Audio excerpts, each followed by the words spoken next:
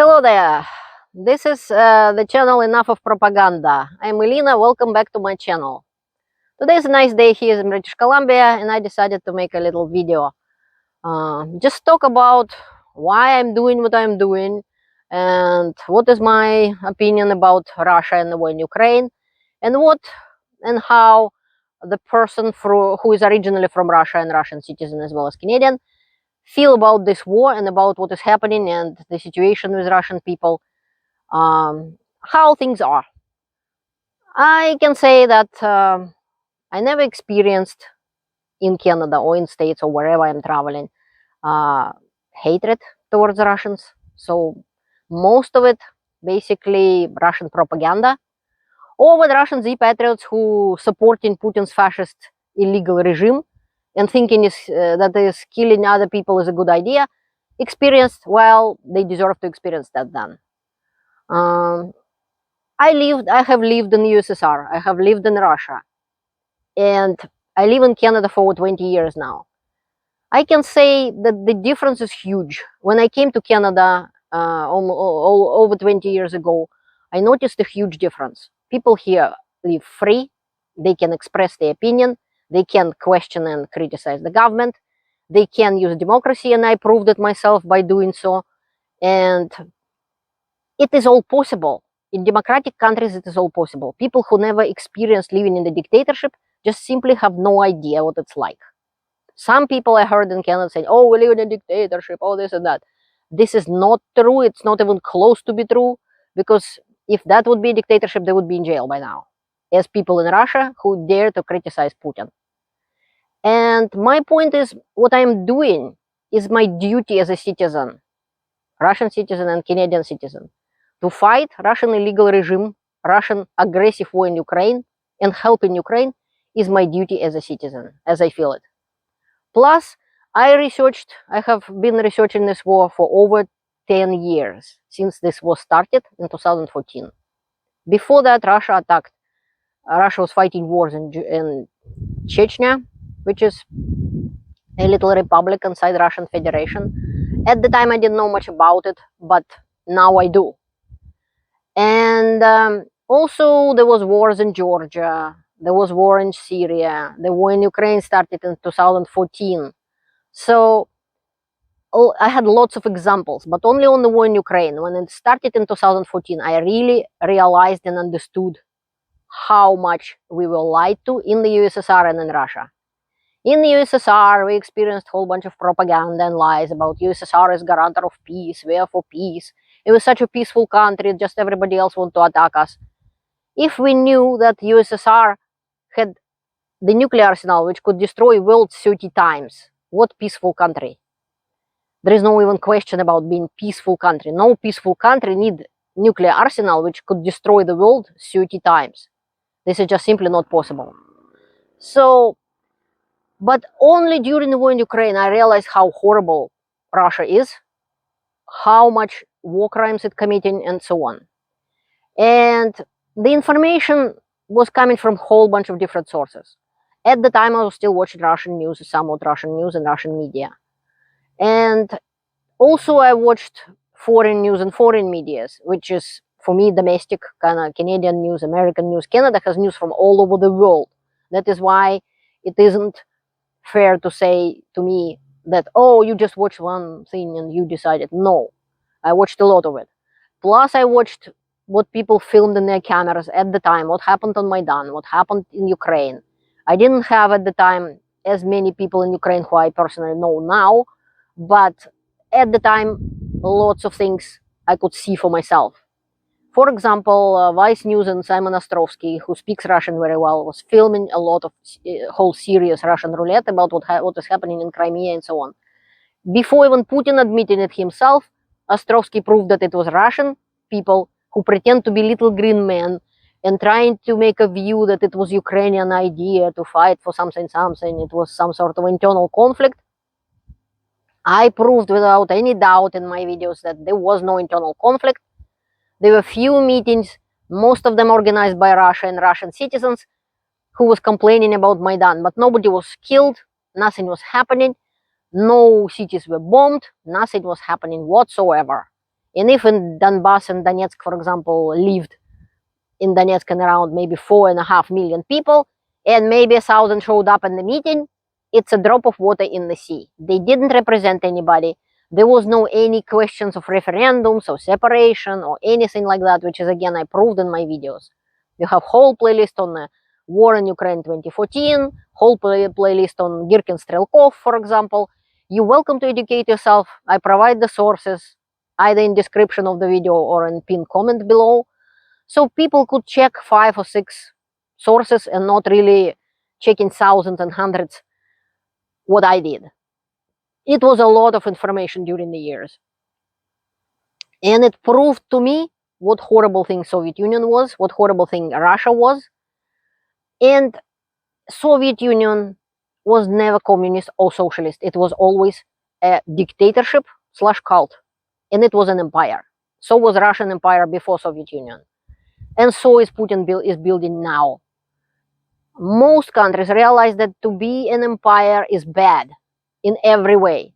It's too expensive. It's not reward you in any way. People in empires suffering, people getting killed, empire fighting unjust wars, people getting tortured, people getting killed. So it's not a good thing to be an empire. That is why even British Empire fell apart and decided, let's Canada and everybody just go away. And yeah, we don't want to be empire anymore. Putin is so stupid that he's trying to bring the empire back. He isn't legal president of Russia. He is a usurper on the throne. And absolutely there is no reason to support him in any way or treat him as he is a legal Russian president. He is not. He destroyed and physically killed Russian opposition. There is no opposition. And he did a whole bunch of other things proving that he isn't legal. But this is not the point of this of my video. I could say that it feels horrible to be from the country who is doing it, especially knowing what that country is doing. If some Germans and Nazi Germany didn't know what Germany does, I know what Russia does. It feels horrible. It feels horrible, and basically some of my worst fears and nightmares realized in a way that when I moved to Canada, I still was in a way a Soviet person, which was, oh, how do you leave your motherland and this and that, and what if the country will turn around from perestroika and get back to the Soviet stuff, and I will be a traitor again, and my family would have been ashamed of me. This was the biggest fear what I had when I moved to Canada. And it's kind of realizing now every day. And it's just horrible to feel. But I know I can't do otherwise, or I won't respect myself. I don't make any money neither on YouTube, no on Quora, where I have over 1,200,000 views to my articles and so on. But a real citizen and an honest person will never be silent in this situation if they have the information. In my opinion, it's my duty to share that information with you and with people from Russia as well. That is why I'm making my channel on 2 languages, English and Russian, so people could know the truth and the facts how they are. Putin is going way out of his way to brainwash people, to lie, to bribe, to buy some journalists or politicians in some other countries, to falsify history, basically created it out of thin air, which never happened. And he started even earlier, and it was very scary to see how he started to pass laws even before the war in Ukraine started. He started to twist Russian history and started to put in Russian textbooks lies about World War II, about allies, and started to pass laws that everybody who is trying to say otherwise are enemies and should be in jail. This was very scary, and I was trying to attract the attention of people to that. But nobody said, oh, nothing gonna happen. Nobody thought they're gonna be using this kind of laws. But what kind of law is that? If you are doing something wrong and you're lying about history, and if somebody contradicts you, they're an enemy and they should be in jail. There is no freedom in Russia. There is no laws. There is no anything. And I remember that in USSR. I remember that in Soviet Union and Russia. And I didn't like it. And I lived in mostly vegetarian part of the USSR, basically at the time when it wasn't all that horrible, like in Stalin time. I lived in perestroika and so on. So basically,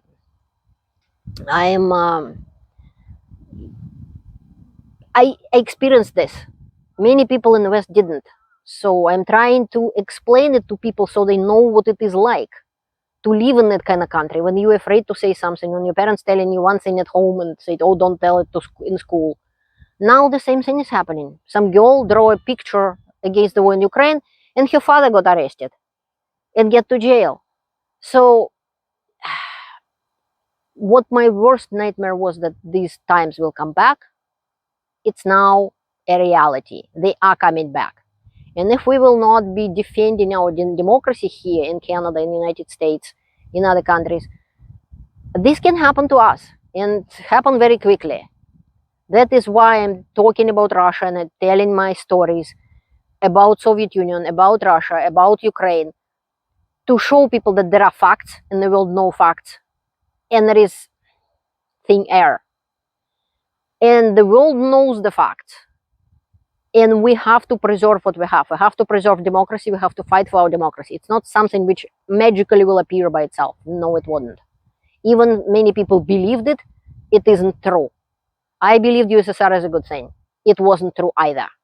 So I would recommend to watch Timothy Snyder or read the book of Anne Applebaum books, for example, Autocracy and Corporation, because the autocracies, Russia, China, Iran, and so on, they maybe have different religions, different goals, different this, different that, but they united in one. They wanted to destroy democracy because it's a threat for the dictator. It's a threat. If people wanted democratic changes, he will not stay in power and maybe will be in jail or worse. That is why they will do anything to destroy democracy. And the goal is nowadays for them is just to show that democracy is nothing to worry about. It's just a decadent, useless, stupid thing. It's nothing good, and don't even need to want it. It's like telling you that chocolate is not tasty and don't have it, and you don't need any sweets, and it's not a good thing for you. Yeah, why would you need it anyway? Well, I want a chocolate candy. Oh, you're a bad guy. So they're trying to discredit democracy in every way they can, blow out of proportion little minor things. So far, unfortunately, nothing better than democracy societies created in the world. There are lots of faults in every situation and in democracy too. Nothing is perfect, but so far it's the best what humankind invented. The more people live better, the more people have rights, the more people's rights are protected, and so on. When I wrote my book in about 2016, 2017, I was calculated how long people live, even the life.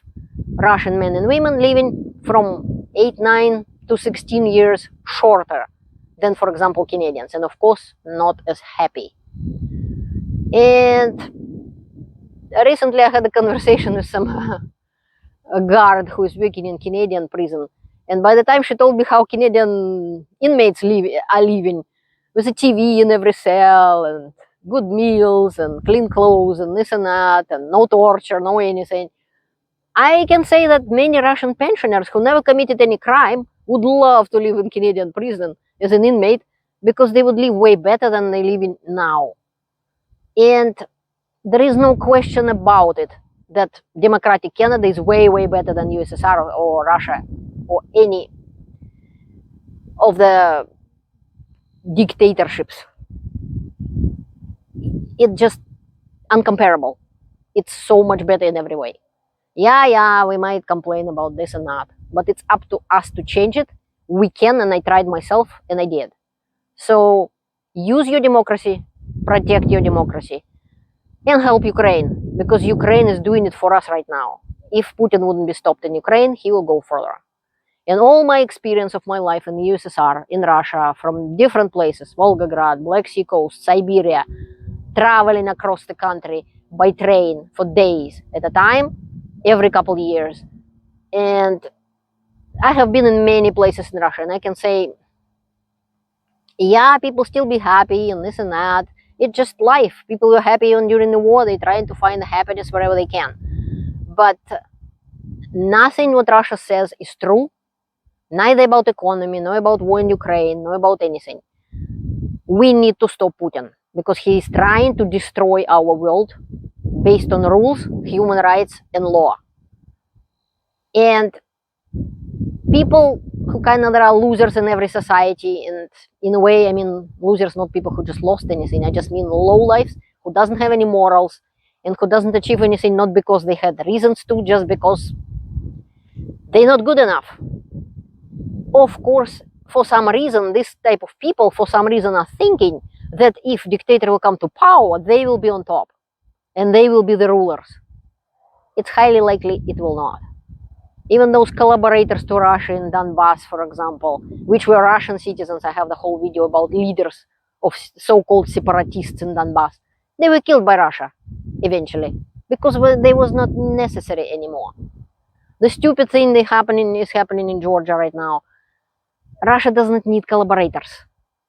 If somebody is thinking that if Russia will come here, I will be on the horse, I will be the boss, and I will be, they won't. The sooner they will understand it, the better. And the sooner the world will wake up to that information war which is happening, the better. So please defend your democracy, help Ukraine. Thank you for watching. See you later. Learn the truth and stay informed.